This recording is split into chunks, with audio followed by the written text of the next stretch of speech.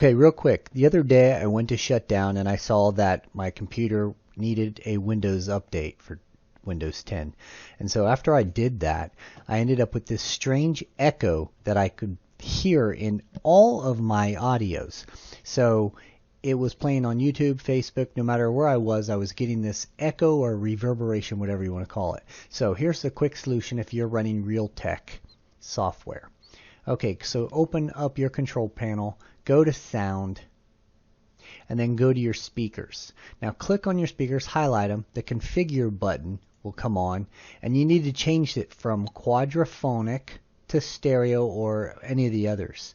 And basically just run through, and then voila, you're solved. Now I tried a bunch of different other ones, but that is the simplest way that I could find to solve it.